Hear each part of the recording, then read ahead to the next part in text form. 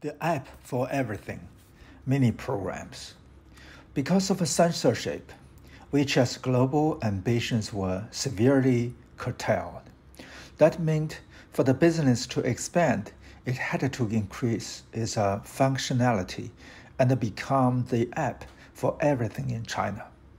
If it could be the go-to service for 1.4 billion users in the country, that fulfilled Pony's vision of connecting people, content, and physical goods and services. WeChat would still have a scope to grow. Going global is essentially the challenge of every Chinese company. Martin said, at the time we faced an important decision, whether we want to build WeChat into a platform. As long as we focus on China, we can actually go deep in China. We can add different functionalities. From instant messaging, we add moments. From moments, we add official accounts. From official accounts, we added WeChat Pay. That entire strategy going deep. I think there was a conscious choice. China is our hometown. We absolutely need to tackle this market first. As a result, we build it into a platform. As a result, it becomes much less transferable, he said. Going deep in China is exactly what WeChat did. In September 2016, it sent out invites to 200 programmers, asking them to design services for 小程序, now known as mini programs. The idea was to allow users to access a raft of other services without having to actually download a bunch of apps. Tencent's Gambit, which would eventually exponentially increase time spent on WeChat and link users to real-world services, kicked off the following January. It drew skepticism at the time. China's largest search engine, Baidu, had experimented with the same concept only 2 years previously, only to see that the product flop, in part because the company was then still finding its footing in the mobile age. When I sit down with the Tencent director in charge of the initiative at the time, I asked whether WeChat would be creating an app store of its own to recommend and rank the light apps. To my surprise, the director told me they had no such plans. We don't want to tell people what's good and bad. We also don't want to create rankings to distort app developer incentives, he said. To me, that design meant mini programs would be a slow burn. People had got so used to the idea of an app store, rankings, and recommendations, it seemed hard to imagine anyone could discover what services were available within WeChat without a search bar that provided a drop-down menu for the most popular apps. The pitfalls of rankings were obvious, though. Chinese developers and merchants are masters of generating bot traffic and gaming the system to create fake activity and boost ratings. That was the exact scenario that WeChat was trying to avoid. In one developer's seminar, Alan unfurled his vision for mini programs. Users should ditch the light apps the moment they are done using them. It was controversial. Startups and developers asked why they would develop for a platform that eschewed the principle of user retention. So many programs indeed got off to a slow start. By February, Chinese media started branding it the Waterloo of Tencent. Internet consultants' research showed the same month that nearly 70% of developers were ditching the platform. So Alan made a compromise, a design that would allow search functions to a certain extent but still limit the bots. WeChat made mini programs searchable within the app, provided the people tapped in the full name. Then, within a week, it introduced keyword searches for categories like bags, movies, and music, making it easier for people to find the kinds of LED apps they wanted. More importantly, by the end of February 2017, users could scan QR codes and be directed straight to the mini programs of services like a Moebag, then a popular two-wheeler sharing service. Mini programs has now become so successful that its biggest competitor in the league of super apps, Jack Ma's Alipay, announced in early 2020 that it too would invest heavily in its own system of mini programs, elevating it to one of the most important strategies for the company.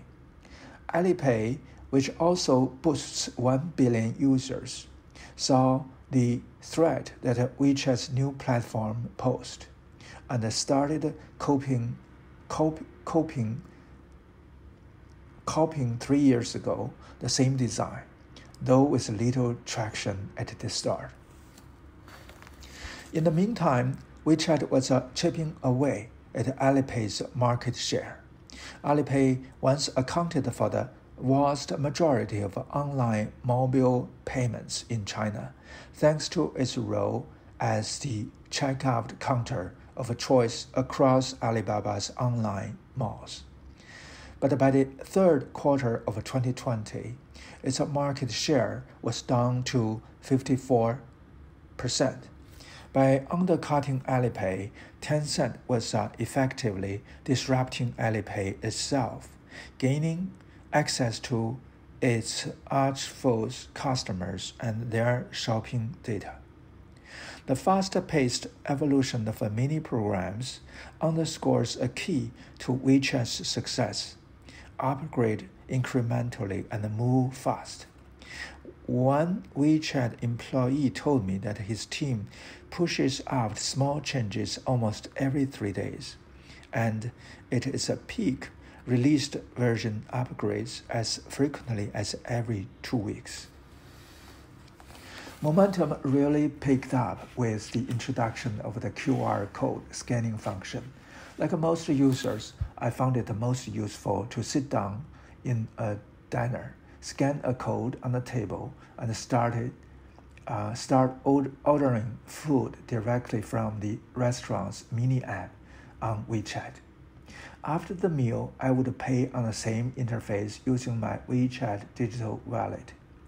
The same applied to booking movie tickets, streaming music, hailing a taxi, unlocking a bag parked on the side of the road.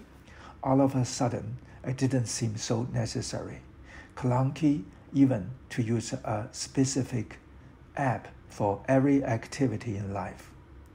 It also meant exposing a tremendous amount of personal information, far greater than Facebook or Instagram could garner. It's remarkable that 1 billion people have opted to sacrifice all aspects of their privacy for convenience. In the US, the public raises concerns about Facebook's access to sensitive personal data. WeChat trumps Facebook by a long shot in terms of both depth and comprehensiveness. As a reluctant yet avid user myself, I experienced firsthand on a daily basis how WeChat's design, revolving around my social connections, keeps pulling me back to the app. A question that many have posed after triggering skepticism or uneasiness is whether WeChat, without the burden of censorship requirements imposed by the Chinese government, could have shown Silicon Valley titans like Facebook the way to properly monetize a business with 1 billion users. Wall and egg. Brushing aside dealings with the government, Alan can be extremely idealistic in his product design philosophy. What's WeChat's dreams? Like I said, from the individual's perspective, to become the best tool friend for a person, Alan said during a speech. Internally, Tencent staff mocked Facebook's business model as being primitive. When you have 1 billion users, the last thing you should be thinking about is how do I sell them a ton of ads, one Tencent employee told me in our discussion.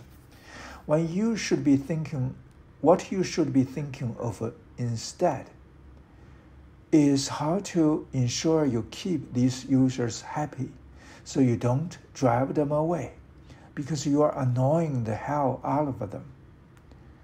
WeChat has kept its dominance in a sea of rival Chinese apps, in part because it has maintained a clean interface and hasn't bombarded people with ads and alerts. Take Alan's insistence on never changing WeChat's welcome screen, which shows a salute of a lone person looking up at a vast depiction of a planet Earth. Instead of using the space to sell banner ads, Alan has been militant about keeping that page sacrosanct. Every time you see the loading page of WeChat, you will think, what is this person doing? What is he doing in front of planet Earth? Alan said in a speech. 1 billion users will have 1 billion interpretations and find something that moves them. He once used the metaphor of how if WeChat were caught between a wall and an egg when it came to commercial interests. WeChat would always stand beside the egg. If you become big, WeChat will curtail you. If you just started, WeChat will help you, he said. While Alan has never talked about his or WeChat's involvement in censorship and surveillance, he takes a particular pride in his team's restraint in monetizing the product. In January 2021, Alan partially addressed user concerns about privacy by warning that WeChat staff were forbidden from looking at chat records without permission. Those in violation would be fired from the company. User chat records are only kept temporarily on the cloud for 3 days. In fact, we don't store them. If we choose to conduct analysis on user conversations, it could bring advertisement revenue for the company, but we haven't done any, Alan said during a WeChat conference. Alan adhered to a simple set of rules when it comes to design. Number 1, the product needs to be creative. It needs to have innovation. Number 2, it needs to be useful. Number 3, a good product is beautiful. Number 4, a good product is easy to use. Number 5, a good product is reserved, not flamboyant. Number 6, a good product is honest. Number 7, a product needs to be long-lasting and withstand the test of time. 8, a good product doesn't leave out any details. Number 9, it needs to be resource-saving, not wasteful of any resources. Number 10, minimize design. Less is more. For me, I'm very lucky, very blessed as a product manager to be able to create a product that has 1 billion users gives me a great feeling of accomplishment. But I think what makes me even more lucky is that I can showcase my understanding of the world in the product, using it to demonstrate my values. This is precious, Alan said publicly. His drive for simplicity arises from an obsessive personality. The engineer once managed to win the Alfred Downhill Links Championship in golf, drawing astonishment across social media in China. I think there are so many obstacles in golf, I can't count them. People challenge themselves on their weakness. This is a great source of joy, Alan said. He has surprised people repeatedly. During WeChat's public day in January 2018, the company showcased a simple game that became an instant hit. WeChat was trying to make a move into gaming for mini programs at the time, leveraging Tencent's traditional expertise in mobile entertainment to give its newest innovation a boost. It had just released a title called 跳一跳, or Jump Jump. The game became an overnight sensation, hooking 100 million daily active users, myself included. Players hopped from block to block, trying to not fall off and to land in the center for extra points by tapping their smartphone screen. They needed to press longer when the gap between blocks were wider. The most addictive element for me was how my score was shared with all my WeChat contacts on a scoreboard. I spent hours a day trying to beat my friends, but I managed to score only 306 points at best. It was better than average, just enough for me to take a screenshot to claim bragging rights. As thousands of people sit in the exhibition hall in Guangzhou, they focused their gaze on the big screen showing the game in motion. At first, they thought it was just a video recording, but then as the player's score ticked past 400, people started to focus and root for the gamer. By the time the tally soared past 800, the audience was gasping, erupting in applause when the game finished at 967. Then Alan stepped up from backstage. "This isn't my best game. I once scored 6,000, he said coyly, adding that the whole shebang was to prove to his friends that he wasn't using a software program to cheat. His eccentric personality is the reason he has been branded one of the loneliest executives in Chinese tech, but also won him a cult-like following within the community, which has a mini program. Shift enabled it to spread its wings and embed itself with offline physical businesses such as restaurants, convenience stores, and hostels, all of which are now using the service to manage membership and even their own inventory and businesses."